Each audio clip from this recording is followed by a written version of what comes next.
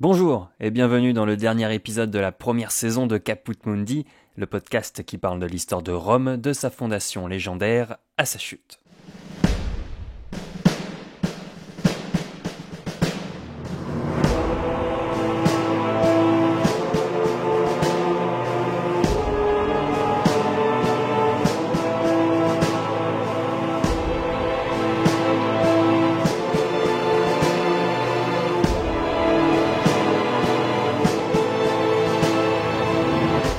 Aujourd'hui dans Caput Mundi, nous allons parler des Ides de Mars. Plus qu'une date, c'est un événement historique qui a changé le cours de l'histoire de Rome. Dans l'épisode précédent, je vous avais raconté la vie de Jules César du début de sa carrière politique à la fin des guerres des Gaules. Le moins que l'on puisse dire, c'est que entre la guerre des Gaules et les Ides de Mars, il s'est passé plein de choses. Crassus, le riche plébéien qui formait un triumvirat avec Pompée et César, est mort en Orient. La fille de Jules César, qui liait l'alliance avec Pompée, est morte en couche. César, vainqueur des Gaules, doit revenir à Rome mais ne veut pas démobiliser son armée. En bref, cette histoire de triumvirat est loin derrière nous. En janvier 49, Jules César franchit le Rubicon, le fleuve qui marquait la limite entre la Gaule et l'Italie. Il traverse le fleuve avec son armée, ce qui déclenche la guerre civile avec Pompée.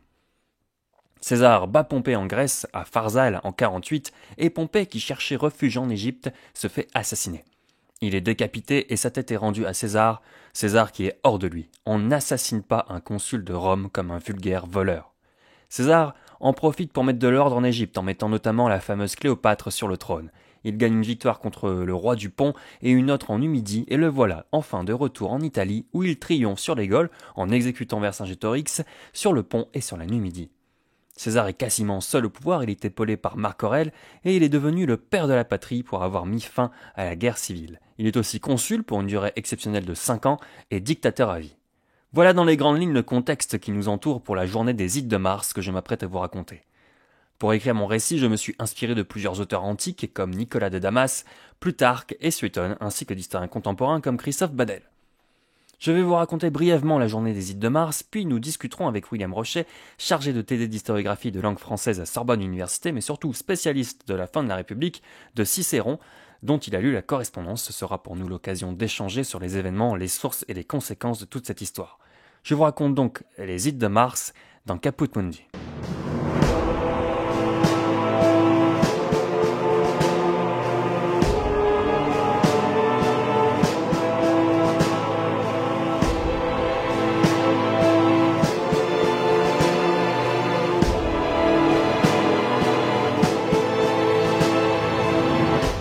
Il faut savoir que César agace. Déjà, la guerre des Gaules avait agacé les optimates, puis la guerre contre Pompée avait marqué les esprits, et l'accumulation des pouvoirs et des charges font penser à ses détracteurs que César veut se faire couronner roi. Et les rois à Rome, on n'aime pas trop ça. Nous ne connaîtrons jamais les vraies intentions de Jules César, et s'il voulait vraiment être roi ou s'il était au contraire un vrai défenseur de la République qui voulait remettre en ordre et loin de la mainmise du Sénat. Ce que l'on sait, c'est qu'une fois que la République remise en ordre, il voulait partir en Orient pour une nouvelle grande conquête contre les Parthes, ceux-là même qui avaient tué Crassus. La mort de Crassus avait marqué les esprits aussi. C'est tout de même le général vainqueur de Spartacus, le gladiateur qui s'était soulevé contre Rome. Mais les Parthes avaient eu raison de Crassus, ils ont même coulé de l'or dans son crâne, ironie du sort quand on sait qu'il n'avait que l'argent en tête. Le doute plane malgré tout chez les sénateurs. César va-t-il devenir roi ?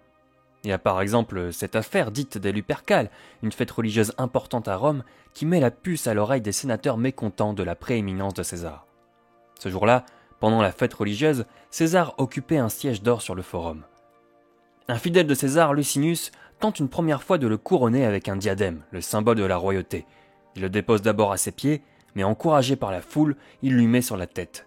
César fait enlever la couronne, mais c'est au tour de Marc-Antoine de reprendre la couronne pour la remettre sur la tête de César, et à chaque fois, le peuple acclame. « Salut au roi !» scande le peuple. Mais César n'en démord pas. Il fait conduire la couronne à Jupiter Capitolin, le seul selon lui digne de porter le titre de roi à Rome. Mais une telle affaire, conjuguée à l'accumulation des pouvoirs, ça fait grincer des dents chez les ennemis de César, et une conspiration d'au moins une 50aine de personnes s'organise. Il faut assassiner César. Très peu de personnes sont dans la confidence, en dehors des conspirateurs, et même César, avec tous ses espions à sa disposition, n'est semble-t-il pas au courant. Le 15 mars, le Sénat doit se réunir, et tout le monde sera là.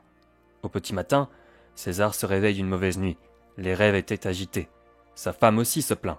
Elle a vu, en songe, son mari dans les cieux au-dessus du forum, accueilli par Jupiter. César n'est pas superstitieux et il décide de ne pas prendre en compte les avertissements de sa femme. Il prend le chemin de la curie de Pompée pour vaquer aux affaires de l'État. Sur le chemin, les prêtres font un sacrifice aux dieux.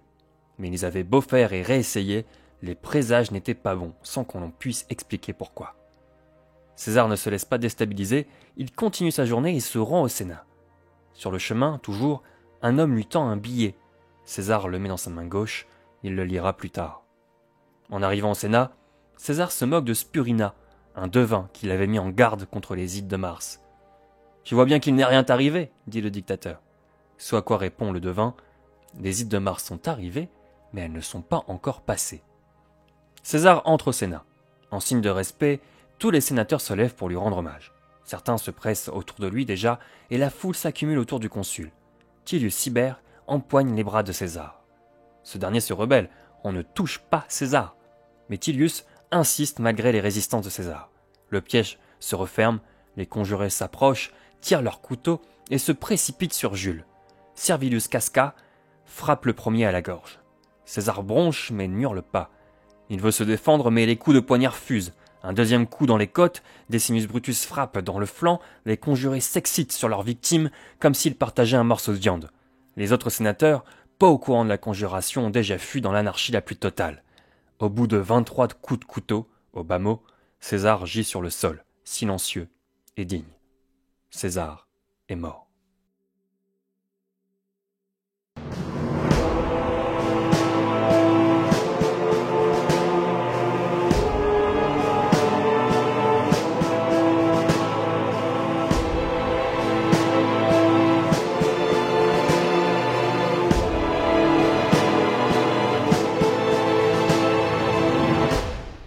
Voilà pour mon récit sur les Ides de Mars, très court, je le conçois, mais nous allons maintenant pouvoir parler pendant presque 40 minutes avec William.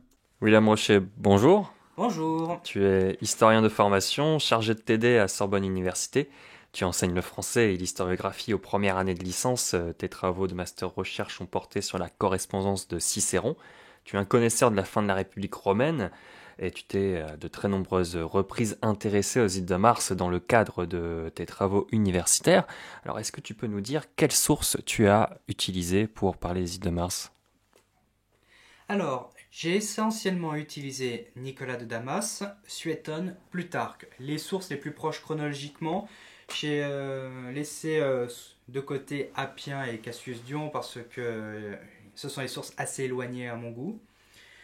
Il faut savoir que les sources que je viens de mentionner n'expliquent pas réellement les Ides de Mars, contrairement à ce que l'on entend souvent. En réalité, ces auteurs essayent souvent dans une optique partisane de présenter un point de vue.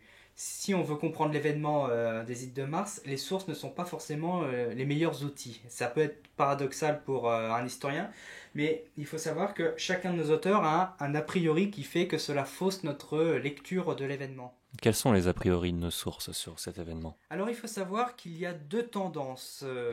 La plupart de nos auteurs sont souvent d'expression grecque et ne sont pas liés au monde romain. C'est le cas notamment de Nicolas de Damas et d'Appien, qui sont plutôt, on pourrait les qualifier de provinciaux. Mais nous avons également des auteurs qui écrivent soit en latin, soit en grec, et qui sont liés au monde romain. Je pense notamment à Suétone, à Plutarque et à Cassius Dion. Suétone et Cassius Dion qui ont tous les deux fait une carrière à Rome. L'un à la chancellerie impériale, c'est le cas de Suétone. L'autre, vraiment une carrière des honneurs, Cassius Dion. Comment elles font, ces sources éloignées des événements, pour nous raconter les Ides de Mars ? Eh bien, tout simplement, comment fait-on pour restituer un événement auquel on n'a pas assisté ? On recherche des témoins lorsqu'on est un contemporain. Nicolas de Damas, qui est le seul contemporain des événements, a essayé de recueillir des témoignages ou a lu des sources qui ont déjà parlé de l'événement. Il cite ces sources, Nicolas de Damas, ou c'est flou ? C'est assez flou, même si on sait qu'il a utilisé un récit historique d'Asinius Polion, qui est un césarien, c'est-à-dire un partisan de César. Il cite également Tite-Live, son histoire romaine, dont l'extrait sur les Ides de Mars ne nous est pas parvenu, malheureusement. Il cite également une autobiographie d'Auguste qui ne nous est pas parvenue, et il a eu sans doute accès, sans doute dans le cadre de son ambassade à Rome, aux archives du Sénat. Mais ça, c'est encore discutable. On ne sait pas s'il a vraiment eu accès aux archives. Pour des auteurs un peu plus postérieurs, notamment pour Suétone et Plutarque, ils ont réutilisé, premièrement, Nicolas de Damas pour Suétone, ou Asinius Polion pour Suétone et Plutarque. Ils ont également utilisé pour Suétone les archives impériales, où il y avait des archives secrètes du Sénat. Plutarque utilise les sources qu'il juge intéressantes. Donc il a utilisé les œuvres de Jules César, notamment le Bellum Civile, c'est-à-dire l'ouvrage de Jules César sur les guerres civiles. Il a également utilisé Tite-Live. D'accord. Et qu'est-ce qu'elles nous racontent exactement finalement, ces sources ? Eh bien, ces sources nous racontent la vie de Jules César, nous racontent sa carrière militaire, sa carrière politique, les hauts faits de Jules César, mais ils nous racontent également la mort de Jules César. Et comment elle se passe, cette mort ? Eh bien, dans les sources. Dans les sources, à lire les sources qui sont hostiles à Jules César, il a accumulé beaucoup de privilèges, beaucoup d'honneurs et beaucoup de pouvoir. Ça a déplu au Sénat, donc le Sénat s'est retourné contre Jules César. Ils l'ont enfermé au Sénat et ils l'ont poignardé. Les sources qui sont plutôt à défendre le camp césarien vont plutôt dire que César a été pris en traître et qu'il s'est fait assassiner par des sénateurs qui étaient sans programme et qui, justement, n'avaient aucun objectif ni aucun programme pour la suite, en fait. Et comment le dire sans être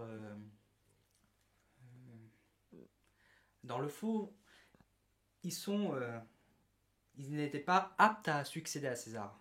D'accord, oui, parce que finalement César a accumulé beaucoup de fonctions.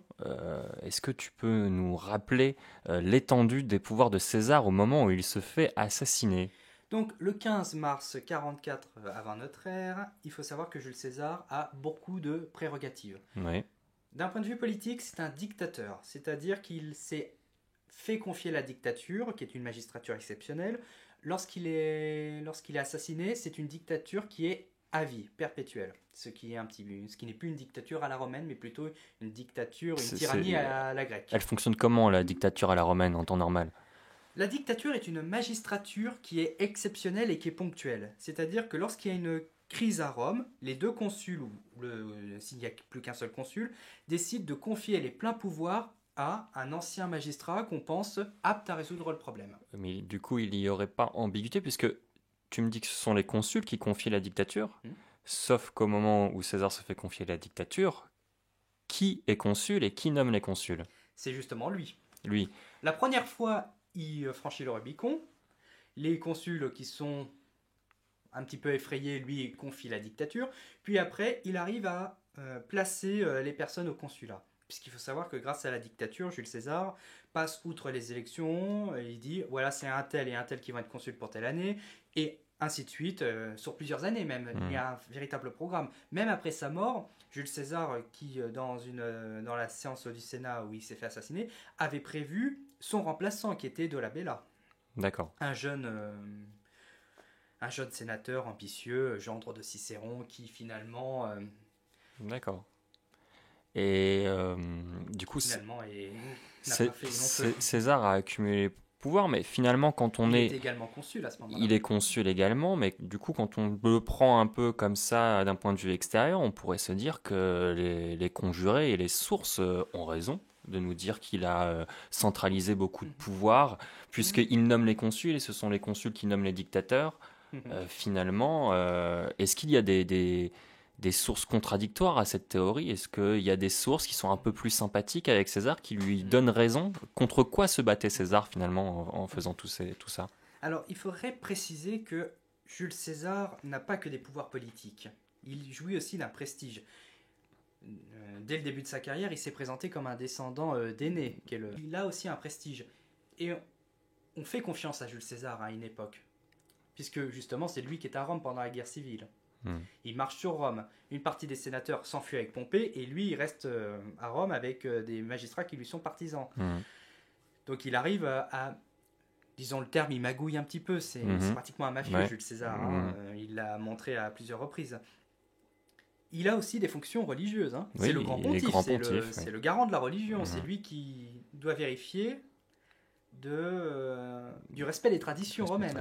Et le calendrier, c'est une de ses grandes réformes. C'est une de ses grandes réformes en 46 où justement il tend à réduire l'influence du collège des pontifes en voulant supprimer les mois intercalaires. Pour que tout le monde visualise bien ce que sont les mois intercalaires, ce sont des mois qui sont rajoutés à la fin d'un consulat pour allonger une durée d'un consulat. Généralement, il y avait l'argument, oui, il faut que pour que les récoltes soient bien alignées sur le rythme des saisons, mais en fait, il s'agit aussi d'une manœuvre politique qui est présentée... En fait, le système a dérivé avec une manipulation politique, puisque à l'origine du calendrier, c'est effectivement ça, c'est de se caler sur le calendrier solaire. Ça ne fonctionnait pas, du coup, on rajoutait des jours, et au fur et à mesure... On rajoutait des mois, et au fur et à mesure, quand on s'est rendu compte qu'en plus, ça avait des avantages politiques, là, ça a été... récupérer. Moi, j'ai une question, je ne sais pas si tu pourras y répondre parce qu'elle est assez particulière. J'ai lu dans une source reproche à Jules César justement d'avoir réformé ce calendrier et d'avoir donné son nom à un mois, juillet. Est-ce que au temps de César, le mois de juillet s'appelle juillet ou c'est pas du tout dans sa perspective? Parce que là, on a l'impression d'un César maître du temps et c'est lui qui dirige tout. Alors, c'est un honneur qui est proposé à Jules César. D'accord. C'est de son vivant, hein. C'est en 45, on ne sait pas qui lui propose, mais sans doute ce sont des sénateurs, soit pour le remercier, soit pour lui tendre un piège, parce que proposer le nom de quelqu'un pour un mois, c'est-à-dire le mois de juillet, c'était jamais arrivé avant. C'était jamais arrivé, et ça ne se reproduit qu'une seule fois après, c'est avec Auguste qui a donné notre mois d'août. Oui. Il y a d'ailleurs la petite anecdote, on avait proposé à Tibère de débaptiser un mois pour que ça soit son nom, et il a répondu, et le 13e empereur, il aura quoi? Donc finalement, on s'est arrêté là. Ouais. Il faut savoir que cette réforme du calendrier propulse Jules César dans la sphère des hommes qui sont au-dessus des hommes et qui se rapprochent des dieux. Donc ça a été vu aussi comme un motif, on dirait pas un casus belli pour un assassinat, mais c'était le motif qui a poussé certains sénateurs qui a motivé la conjuration. Oui. Il y a eu aussi l'affaire des Lupercales, un mois avant la mort de Jules César, où on lui propose un diadème. Oui. Donc, c'est-à-dire, c'est le signe de la monarchie à la grecque, à la monarchie hellénistique. Et lorsqu'on lui propose, Jules César tend de refuser le diadème, voyant que la foule ne réagit pas, et pour montrer que c'est encore un républicain. Donc, ce qu'il fait, c'est qu'il essaie de dire « je n'ai pas d'ambition monarchique ». Et les sources, justement, lui reprochent de vouloir devenir un roi. Donc, en fait, là, ce serait plutôt un point de vue personnel de ma lecture des sources. Jules César voulait-il devenir roi? On ne peut pas vraiment le savoir, mais on voit que finalement, cette accusation est assez fréquente vis-à-vis des imperatores, c'est-à-dire ces généraux victorieux qui, au 1er siècle avant notre ère, ont accumulé tellement de prestige et qu'on pensait qu'ils allaient devenir des rois parce qu'ils s'élevaient bien au-dessus des coutumes. Et on craignait une certaine divination. Oui. Mais justement, tout à l'heure, quand on parlait du mois de juillet, qui était un honneur qui lui a été proposé, la royauté aussi, le diadème, c'est différent, effectivement, mais le Sénat, finalement, propose beaucoup de choses que César, souvent, se contente d'accepter. C'est une posture assez ambiguë, parce que on propose des honneurs à Jules César, mais d'un côté, les sources césariennes répondent ça aurait été aussi un affront de César de refuser des honneurs du Sénat. On lui aurait reproché d'un autre côté de vouloir mettre le Sénat à l'écart, puisque c'était aussi une accusation qu'on faisait planer sur Jules César. Finalement, le seul honneur qu'il a refusé, c'est celui d'être couronné roi. D'une certaine façon, oui. C'est le seul. Parce qu'il a compris que les Romains n'étaient pas encore prêts à accepter un régime monarchique. Et tous ces honneurs, effectivement, comme tu l'as dit, c'était l'objet de la conjuration, mais une conjuration qui est composée de sénateurs. Oui. Est-ce que le Sénat prend peur devant César? Est-ce que le Sénat se sent désarmé? Puisque c'est le Sénat qui propose des honneurs. Bon, le Sénat est nommé à cette époque surtout par Jules César. Mais qu'est-ce qui provoque ce retournement? Les sénateurs qui proposent des pouvoirs à César et qui finalement finissent par l'assassiner. Pour quelle raison le Sénat se retourne-t-il contre Jules César? Déjà, il faut dire que tous les sénateurs ne se sont pas retournés contre Jules César. Le Sénat, à l'époque, il y a entre 600 et 900. Jules César fait rentrer des gens au Sénat. Et on compte à peu près 23 à 35 conjurés, mais on va plutôt retenir 23 parce que, mis à part Nicolas de Damas qui compte 35 coups de couteau, et donc un pour chaque conjuré, toutes les autres sources indiquent 23. Donc, mais ça, c'est pour les conjurés qui passent à l'acte, mais toutes les personnes au courant de la conjuration, là, on compte plutôt une cinquantaine de personnes. Alors, D'après nos sources, qui là bien sûr évoquent la conjuration, qui parfois la critiquent, parfois la célèbrent, il faut savoir que la conjuration était malgré tout assez secrète parce que Jules César avait un réseau d'espions. Mhm. Et par exemple, comme j'ai travaillé sur la correspondance de Cicéron, j'étais amené à voir quelle était la posture de Cicéron pendant les Ides de Mars. Et on s'aperçoit que, que Cicéron, justement, j'allais faire de lapsus, n'était pas au courant de cette conjuration. Oui. Pourtant, Cicéron est un sénateur de premier rang, même s'il a perdu énormément son prestige avec son exil, qu'il s'est retiré un petit peu de la vie politique. Il reste quand même quelqu'un de bien informé. Il est surpris par les événements. Il est surpris, mais il s'en félicite. Il est content de voir que Jules César n'est plus là. Mais il s'en félicite, mais ça dure pas longtemps. Il déchante un peu après. Il déchante, mais il voit aussi une opportunité de regagner le premier rang. Oui. Puisqu'il faut savoir que lorsque César et Pompée étaient au premier rang sur la scène politique à Rome, Cicéron était relégué au deuxième plan et ça l'a un petit peu attristé. Hein. Il est rentré presque dans une phase de dépression. Et lorsque justement Pompée disparaît, il est assassiné pendant la guerre civile en Égypte, et que Jules César lui-même se fait assassiner devant ses yeux, il se dit eh ben, je redeviens quand même un consulaire de premier plan, on va se rattacher à moi. Et d'ailleurs, quand les conjurés sortent de la curie, Brutus dit nous avons l'appui de Cicéron, c'est pour apaiser le peuple. Alors qu'il n'était même pas au courant. Il n'était même pas au courant. On le jugeait trop vieux, un petit peu craintif. Hein. Le Cicéron n'est pas un modèle de bravoure. Hein. Et ce qui se passe, c'est que Cicéron devient un gage pour les conjurés. Un gage qui est tout relatif parce qu'il se décrédibilise rapidement à la fin de l'année en attaquant Marc-Antoine qui est le consul en exercice. Pour reprendre les événements dans l'ordre, Jules César a un problème. Il y a cette rumeur qui raconte que, en entrant au Sénat, César, dans sa main gauche, a des billets, et parmi ces billets, il y en a un qui l'informe de la conjuration. En plus des mauvais présages qu'il a eus, des rêves qu'il a fait, que sa femme a fait, il ignore. C'est sa femme qui a fait les rêves. Moi, j'ai lu une source qui disait qu'il n'avait pas fait le rêve de son assassinat, mais il avait fait un rêve qui était de mauvais présages. Oui. Mais tous ces faisceaux qui sont donnés par nos sources, on ne saura jamais si c'est vrai, parce qu'on n'a aucune trace du billet informant César, mais ça, qu'est-ce que ça raconte sur la personnalité de César, cette façon d'ignorer les signes? Alors, César ignore clairement les signes divins, mais ça, il faut essayer de recontextualiser. Il faut savoir que les signes sont des interprétations, mais il faut savoir aussi que nos sources qui mentionnent ces signes écrivent après les événements, donc il est facile de dire « Ah bah tiens, c'est une lecture rétrospective en disant « Ah bah tiens, ça a annoncé le signe ». Peut-être que sur le moment, le rêve n'était pas interprété comme cela. Et qu'après coup, on a dit à Calpurnia, ah bah là, son rêve de Jules César qui monte et qui salue la main de Jupiter, donc c'est-à-dire que pour rejoindre Jupiter, il faut mourir, ça a été une lecture a posteriori. En revanche, il y a une scène qui est très révélatrice et elle est liée aux Ides de Mars. Lorsqu'il se rend à la curie, donc qui est dans la curie de Pompée, ce qui est un petit peu ironique si on regarde bien, il y a un aruspice. Alors les aruspices, ce sont des prêtres étrusques qui sont détenteurs d'un savoir complexe de divination. Ils sont capables, en examinant les foi des victimes qu'on va sacrifier, de voir s'il y a des problèmes ou si on peut y aller. Les Romains fonctionnent de manière binaire en divination. C'est soit on fait quelque chose, soit on ne peut pas le faire. Les Étrusques, ils ont une connaissance beaucoup plus complexe. Ils sont capables de dire, oui, ça ne va pas parce que...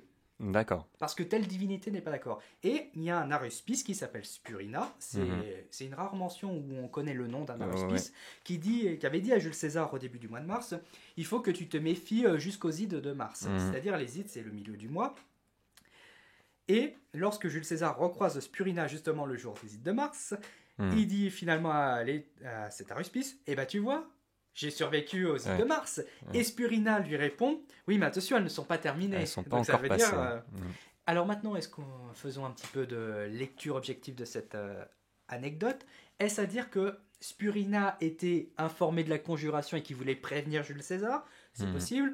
Ou est-ce que, d'une certaine façon, il avait entendu quelque chose et qu'il savait que quelque chose se tramait sur la date des Ides? C'est une possibilité. Et tu penses que cette histoire du billet donné, le billet, oui. C'est probable qu'il ait eu ce billet qu'il n'a pas lu? C'est une possibilité? C'est vraiment une possibilité. Après, bien sûr, on n'a aucune trace d'un écrit de l'époque Bien romaine, sûr. puisque les écrits, même d'auteurs que nous connaissons, ce sont par des copies manuscrits, hein, à l'époque du Haut Moyen-Âge. Mhm. Ce sont les textes qui sont recopiés par des moines. Bien sûr. On n'a pas de trace Oui, d'un billet, bien ni sûr. d'une lettre Oui. d'un Et auteur. les sources l'évoquent, mais les sources elles-mêmes disent qu'elles n'ont pas de traces Elles de n'ont pas ce de trace de billet. ce billet. Mais quand on regarde un petit peu le comportement de Jules César le jour de sa mort, il est fort probable qu'il ait eu cette information, qu'il ne l'ait pas lu, qu'il n'ait pas eu le temps. Mhm. Quand on voit qu'il dédaigne un peu la ruspice, qu'il le met en Ouais. garde, qu'il essaye de forcer d'une certaine façon la réunion du Sénat, parce que c'est lui qui l'a convoqué, donc C'est il lui ne peut, qui l'a convoqué. peut pas dire à 900 sénateurs... Les voilà, sources je nous vous ai- disent que toute la journée, il hésite. Et que Brutus lui dit non, César, il faut que tu fasses des choses qui sont importantes. On précise qu'il s'agit de Decimus Brutus et non pas de Brutus, son assassin. Voilà. Decimus Brutus qui lui dit non, c'est pas possible. Tu as réuni tout le Sénat, Sénat, tous les voilà. sénateurs sont là, tu ne peux pas annuler, c'est pas possible. Exactement. On force César à venir alors que l'entourage lui disait...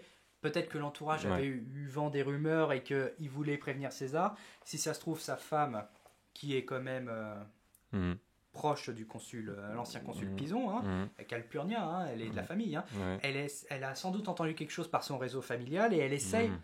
d'empêcher son mari d'y aller. Et comme elle sait que Jules César est le grand pontife, elle essaye aussi d'utiliser un argument de religion pour qu'il n'y aille pas, Ouais. en présentant un présage, en disant non, il ne faut pas y aller. Mhm. Et Jules César, je dirais pas qu'il s'en moque, hein, parce que Jules César, malgré tout, on l'a souvent dépeint comme un impie qui ne faisait pas confiance à la religion. Il faut savoir qu'il y a une relecture récente de Yann Berthelet qui démontre aussi que d'une certaine façon, Jules César n'a pas voulu outrepasser la religion et qu'il a essayé aussi de respecter la religion, mais qui d'une certaine façon, il estimait que la religion et les signes que les magistrats interprétaient étaient des obstacles politiques et que Jules D'accord. César ne voulait pas se laisser entraver par ses adversaires. Il y a une fameuse anecdote, lorsque Jules César veut débarquer en Afrique pour poursuivre des Pompéiens, les augures regardent le ciel et disent « Ah ben non, on n'a pas de bon présage ». Mais Jules César, qu'est-ce qu'il regarde lui? Il regarde que les augures qui lui font ces annonces sont des Pompéiens.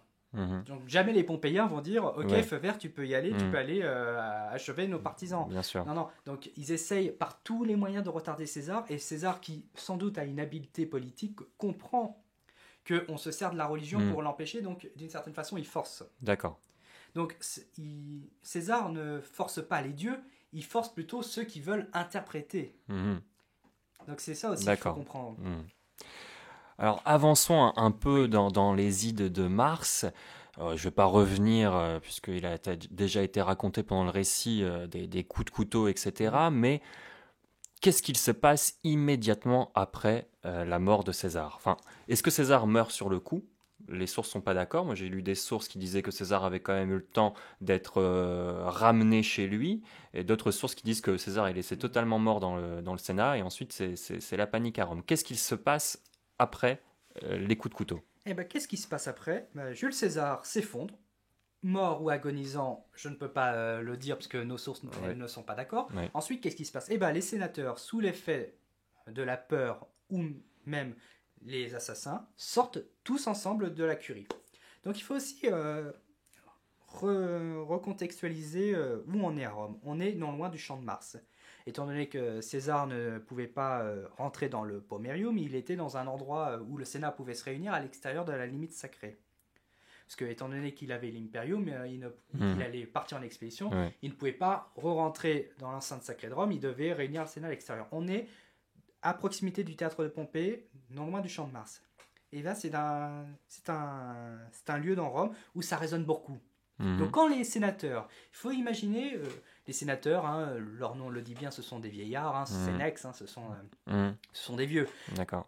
Ils voient des jeunes sénateurs qui poignardent entre guillemets, l'homme le plus puissant de Rome, ils se disent, il va se passer quelque chose, ça va être notre tour. Ouais. Donc ils sortent tous paniqués.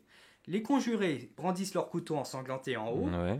de leur tête C'est et ils fort sortent. comme image. Donc là, l'image, elle est forte. Alors, j'ai travaillé sur la peur dans la correspondance de Cicéron, je ne sais pas dans quel état il devait être. Là, c'est vraiment le grand problème. Et du coup, les sénateurs sortent Ils sortent tous ensemble. et ça provoque un mouvement de panique dans Bien la sûr. ville.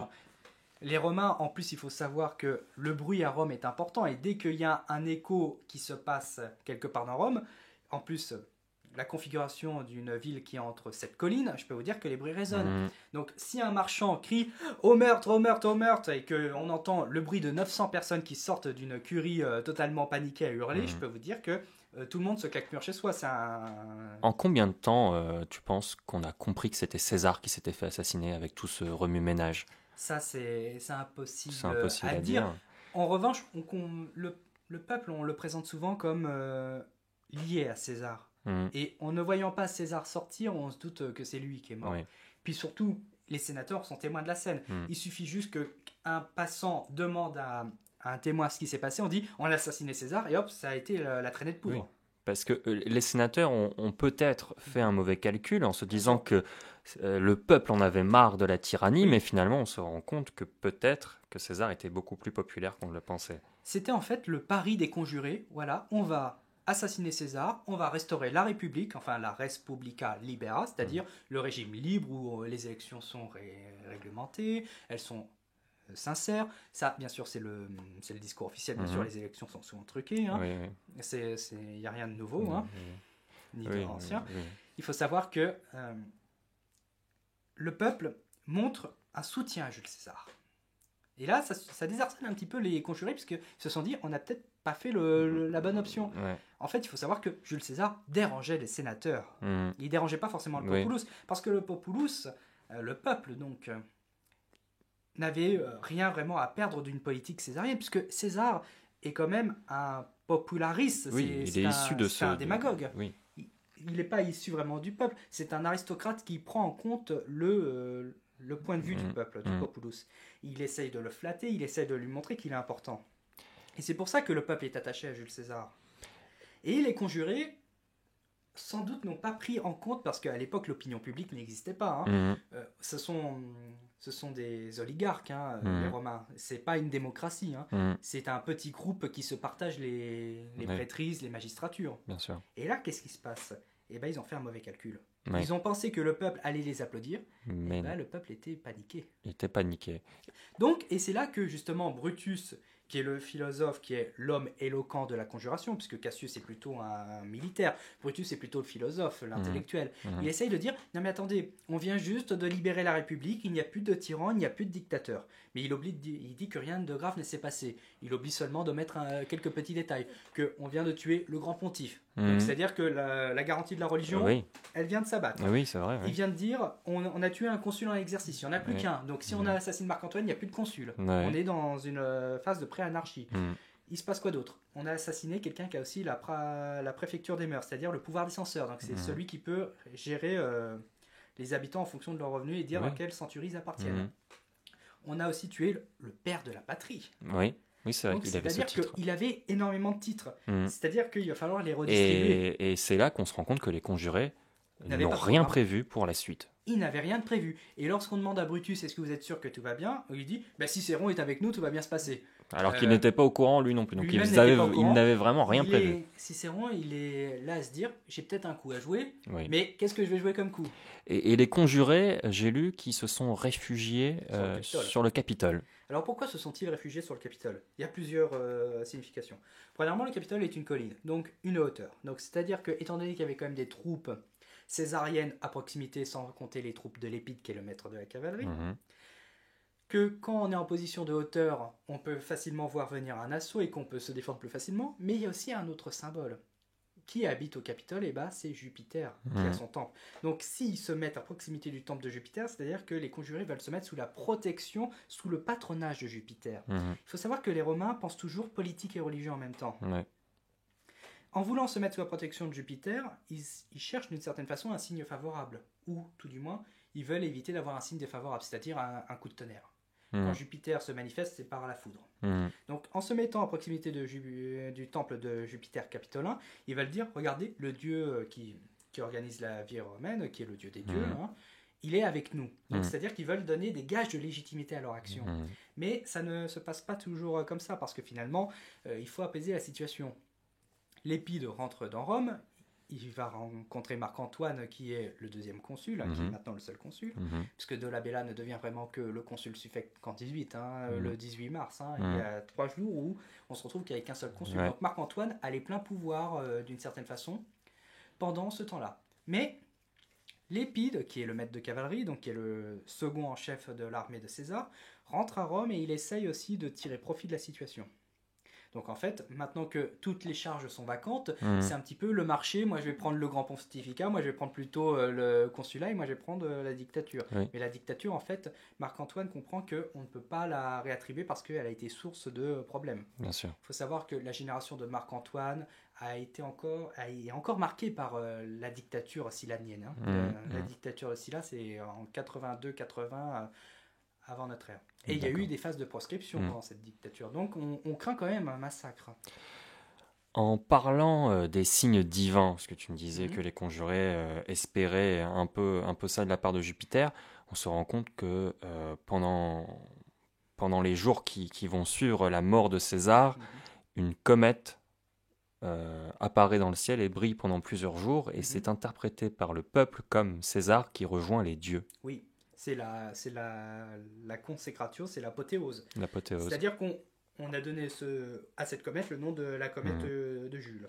Est-ce qu'à partir de ce moment-là, on peut se dire que César a gagné finalement? Puisque là, le peuple, si on commence à reconnaître César comme divinisé, les conjurés ont perdu la partie.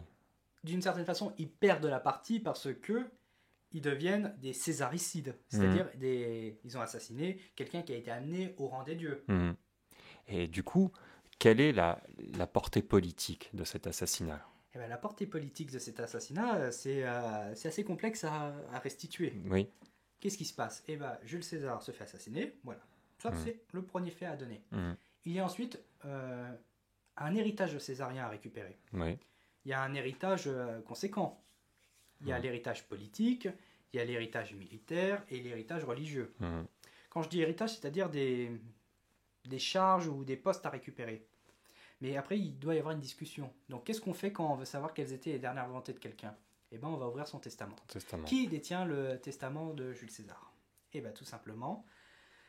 Alors là, il y a 2 versions. Soit le testament de Jules César était chez lui et c'est Calpurnia qui l'a donné à Marc-Antoine lorsqu'il est venu immédiatement récupérer les documents. Ou alors, il y a une autre version qui veut que le testament était chez les Vestales. C'est la version que j'avais lue. Après, il se peut que nos sources se confondent avec le testament d'Auguste, qui lui était effectivement conservé par les Vestales, parce que justement Auguste voulait faire un cérémonial. Alors, il se peut que le testament a été dans les papiers de Jules César, je pense que c'est plutôt ça, et que certaines sources ont également fait la confusion avec le testament d'Auguste. Un testament qui aurait été rédigé en septembre 43, si mes souvenirs sont bons. 45, pardon. On ne peut pas écrire un testament quand tout à fait, j'ai encore confondu les dates. Bon, l'année d'avant, donc en 45. En septembre 45. Un testament assez récent. Oui. Donc c'est-à-dire c'est pas un vieux testament. Et là, il y a la surprise du chef, si je puis me permettre. Marc-Antoine qui espérait récupérer l'argent parce qu'il a été un proche de César, mais il espérait récupérer l'argent, il espérait récupérer les vétérans de César. Les vétérans sont des anciens soldats démobilisés qui généralement ont reçu en échange de leur service un lopin de terre et qui gardent une fidélité avec l'homme qui leur a donné tout ça. Et Marc-Antoine espère avoir une place dans le testament et il découvre qu'il y a un 3e acteur qui va apparaître, c'est le fils adoptif de Jules César qui est le jeune Octavien. Le jeune Octavien est le petit-neveu de Jules César. Jules César n'avait pas eu de garçon, il n'avait pas eu de fils légitime. Par conséquent, qu'est-ce qu'il a fait? Il a désigné un jeune homme de sa famille, de sa gens, pour trouver quelqu'un pour lui succéder, d'une certaine façon, lui succéder intellectuellement, idéologiquement. Il a choisi le jeune Octavien qui, à l'époque, a 19 ans. Et à 19 ans, le jeune Octavien qui n'est pas à Rome, qui est stationné avec les troupes militaires parce qu'il allait combattre avec celui qui devient par testament son père adoptif. Oui, à Rome, il faut savoir qu'on peut adopter quelqu'un qui devient de facto un fils adoptif. Et bien sûr, il peut y avoir aussi des situations un petit peu étranges. On peut être adopté par un plébéien ou par un patricien pour changer de rang. On peut même être déclassé pour obtenir une magistrature. C'est le cas de Claudius en 59. Et dans ce testament, bon, effectivement, il y a ce cadeau à Octavien, Un très beau cadeau. un très beau cadeau, mais il y a aussi de l'argent qui est distribué au peuple. Oui, exactement. Jules César donne une certaine somme à chacun des membres du populus, Mhm. donc ce qui explique aussi pourquoi il est Il est populaire auprès du ouais. peuple. Il donne également une partie de ses jardins à la ville de Rome pour faire des aménagements. Mais surtout, Oui. Oui. étant donné que Octavien est d'une certaine façon investi et adopté par Jules César, c'est-à-dire que toute la clientèle de Jules César, puisque n'oublions pas que les oligarques, avec beaucoup de guillemets, puisque en ce moment le terme Ouais. oligarque est souvent employé, il faut savoir que les grands sénateurs romains sont également des patrons. Mhm. Qu'est-ce qu'on entend par patron? Le patron est un citoyen romain qui agrège autour de lui une partie de gens plus modestes qui sont ses clients et qui bénéficient de ses largesses. En échange, notamment, il y a la cérémonie chaque matin où on donne la sportule, c'est-à-dire un petit panier en osier, où on donne de quoi? C'est symbolique. D'accord. Mais pour certains, c'est vraiment important. Oui. Et grâce à cela, Octavien hérite de tout ça, c'est-à-dire qu'il récupère toute la clientèle de Jules César. Et qui on retrouve dans cette clientèle? Ce sont les vétérans de Jules César, c'est-à-dire des soldats qui peuvent reprendre les armes. Donc Octavien, à 19 ans, il faut quand même le noter, hein, il faut s'imaginer, à 19 ans, on a la possibilité de lever une armée. Hein. Oui, oui. Et c'est-à-dire que le vieux, avec beaucoup de guillemets, Marc-Antoine, il voit quand même le danger venir, donc il veut exclure rapidement Octavien. Oui, il y a un désavantage certain qui se dessine pour Marc-Antoine, qui déjà est déçu, mais qui en plus se trouve confronté finalement à un ennemi qui peut devenir très très très puissant. Très puissant. Et il faut rajouter que il rentre aussi en conflit avec Lépide. Oui. Et il arrive à s'allier avec Lépide à un moment donné, il s'allie également avec Octavien, mais c'est quand même c'est un jeu de dupes. Hein. Ouais. On essaye, on s'allie, on se tape dessus. Et sans oublier aussi qu'il y a un quatrième homme qui, encore une fois, remue bien le couteau dans la plaie, sans jeu de mots, c'est Cicéron. Déjà, lors du premier triumvirat entre Crassus, Pompée, César, Cicéron, il a mis son grain de sel, ça lui a d'ailleurs coûté un exil. Hein. Qu'est-ce qui se passe ensuite? Eh ben, il recommence. Ils refont un jeu à 4 et à 3. Donc, suivez la logique, c'est de la magouille politique. Hein. D'accord. Ça va bien nous préparer pour ce qui nous attend en France, pour comprendre les magouilles politiques. C'est un jeu d'alliance contre les uns contre les autres, en vue de récupérer quelque chose. Donc, finalement, qu'est-ce que font Marc-Antoine et Lépide? Eh bien, ils invitent chacun un des deux chefs de la conjuration chez eux, pour montrer qu'on va apaiser les choses. Donc, si je ne me trompe pas, Marc-Antoine reçoit Cassius et Lépide reçoit Brutus, à moins que ça soit l'inverse, je me trompe toujours, mais ça sera à vérifier. D'accord. Et ils essayent de montrer les signes d'apaisement. Marc-Antoine, qu'est-ce qu'il fait? Il abroge la dictature. C'est-à-dire qu'il réunit le Sénat, mais il trouve une manœuvre politicienne habile.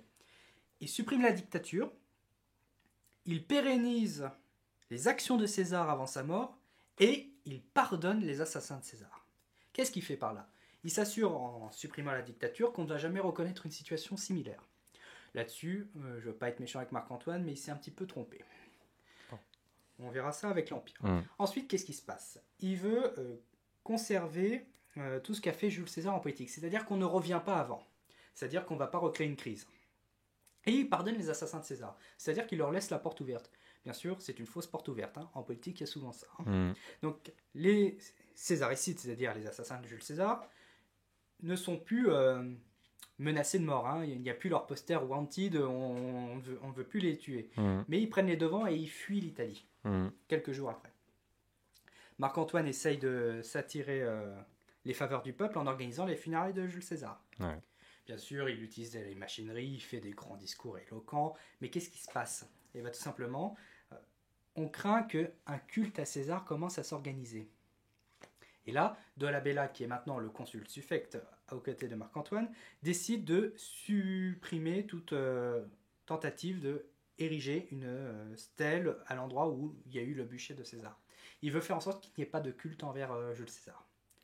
Ce qui est bien sûr aussi contre-productif quand on connaît la suite. Parce qu'un culte, justement, se propage à l'initiative d'Octavien, parce qu'Octavien a compris que sa seule source de légitimité, c'est sa filiation avec Jules César. Le fils du divin César. Et il crée justement cette filiation divine pour accroître son prestige. Parce qu'il a 19 ans.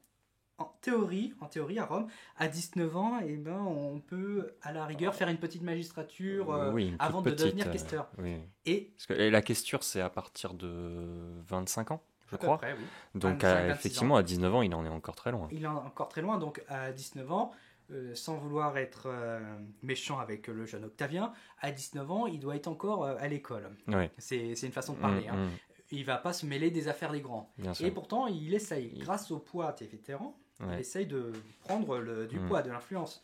Il s'allie avec Cicéron, parce qu'il a compris que Cicéron, c'était le faiseur de rois. Si on a Cicéron dans sa poche, généralement, on est tranquille. Si on l'est contre Cicéron, il vaut mieux être plus fort que lui, parce que sinon, il a une verve, Cicéron. Il est capable de détruire une réputation. D'ailleurs, Marc-Antoine en fera des frais. Il en fait les frais. Parce qu'il faut savoir une chose.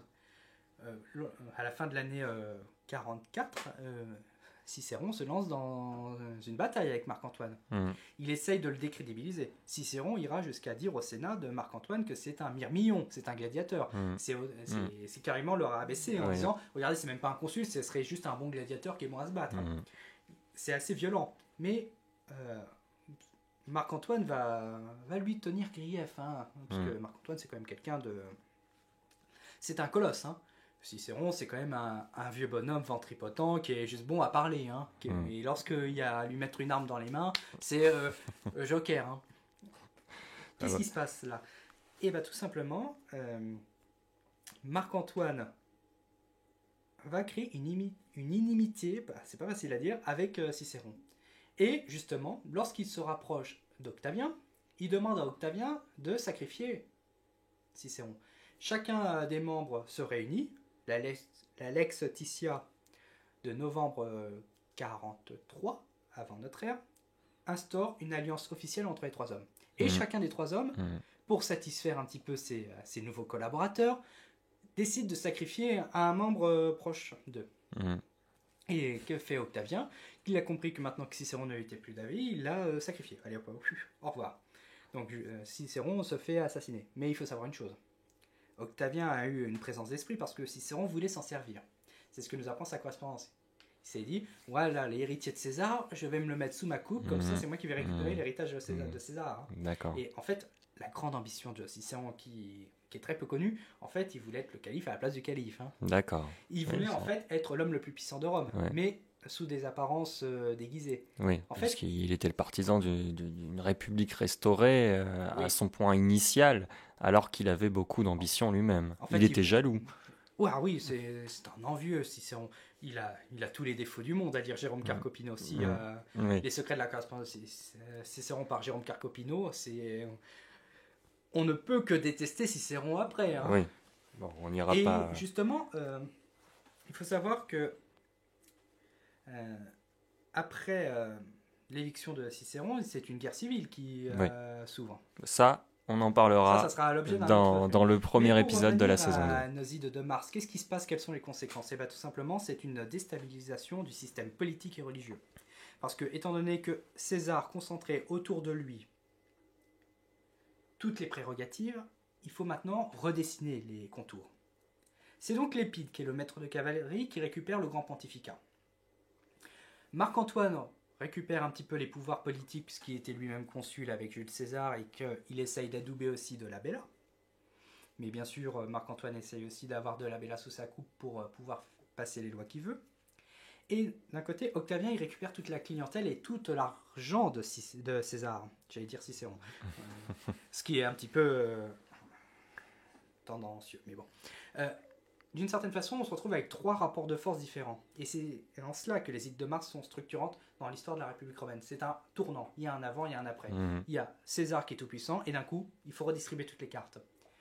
Le problème est que, comme Jules César concentrait tous les pouvoirs dans sa main, il n'y avait pas de contre-pouvoir. Donc il n'y avait pas de personne légitime pour dire maintenant on va faire ci, faire ça. Donc il y a un dialogue. Il y a un vide qui se crée avec la mort de César. Et on le voit, les conjurés n'avaient pas de programme. C'est ce que nos sources insistent dessus. Oui, ils insistent là-dessus. Parce qu'en fait, à comprendre nos sources, Brutus et Cassius ont poignardé Jules César, ils sortent du Sénat. Voilà, on revient comme avant. On ne peut pas revenir comme On ne avant. peut pas revenir comme avant. Parce qu'ils ont quand même commis un crime, ce qui est un acte d'impiété.